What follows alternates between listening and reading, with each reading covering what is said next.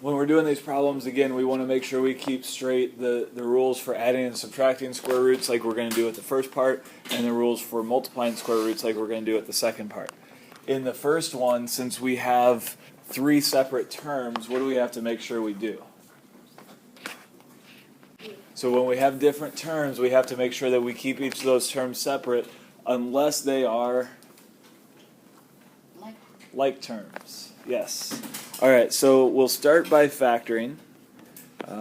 So 6 factors, 2 times 3, 150, ends in a 0, so I know it's 10 times something. So we end up with 2, 5, 3, and 5.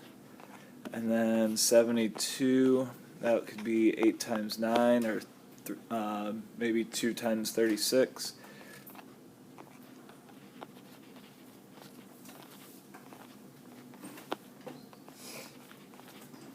All right, so after I've factored all of these, what do we do next? Well, yeah, we're going to rewrite it. All right, so the first one, instead of the square root of 6, we get 2 times 3. The second one, instead of the square root of 150, we get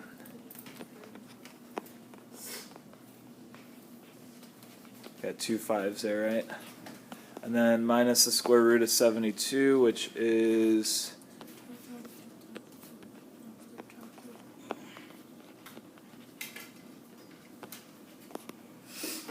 okay. And once we've done that, we're going to look for pairs. Do we have any pairs in that first one? No. So what that means, since we didn't have any pairs, it's just going to be what we started with, right? So that one's going to stay the same. Second one, we do have a pair of 5s. And then the last one, it looks like we have 2 pairs, a pair of 2s and a pair of 3s. All right, so next step, we're going to rewrite it again. Don't forget your equal sign at the beginning of the line here. And that first square root, since we didn't have any pairs, it's just going to stay the same as it started, which is the square root of 6. Then we got plus 5 on the outside, and what's left on the inside? 6, so 5 square root of 6. Minus, what do we have on the outside here? 6 square root of 2. All right, now what? We're going to try to combine like terms, right? So we're going to combine like terms, but we want to write them in order. So we've got square root of 6's and we've got square root of 2's. The square root of 2's won't combine, but the 2 is smaller than the 6, so that one's going to come first, right? And also remember, this minus here goes with the 6. It's telling us that it's a negative 6. So you need to make sure you bring that down with it. So we have negative 6 square root of 2. That needs to go first because that square root is the smallest. Okay, the order does matter. If you have it in the wrong order, we will take off for that. All right, and then when we combine those square root of 6's, what's the coefficient on this one? It's 1.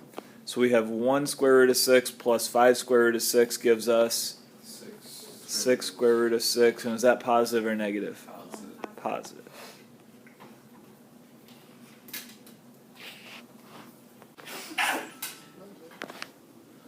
Moving on, when we're multiplying, this is really all one big term. So after we do our factor tree step, we're going to be able to do things a little bit differently. Can we factor the radicand here? No. Okay, it's important that we don't forget about this, but we can't factor it, so it's just going to stay a 7. Over here, the 350, that ends in a 0, so we know it's 10 times 35.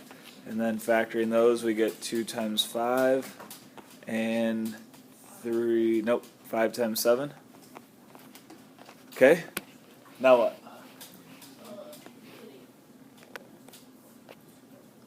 Yeah, so we're going to rewrite it, and we want to write all of our factors in one big square root.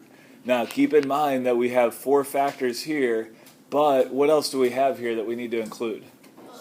That's 7. So when we're putting all the factors together, even though we couldn't factor the 7, we need to use that 7 as one of our factors. All right, so we don't want to forget about that. Before we put everything in the square root, though, we need to do what? Yeah, we've got that 3 coefficient here that needs to go on the outside.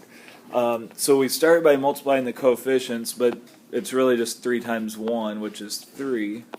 And then inside of our square root, we're going to have 2, 5, 5, 7, and yes, 2, 5, 5, 7 come from here. And then we also have a 7 that's coming from over here.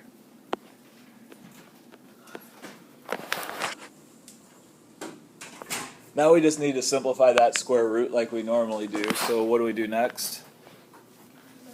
Circle pairs. So we've got a pair of 5s, we've got a pair of 7s.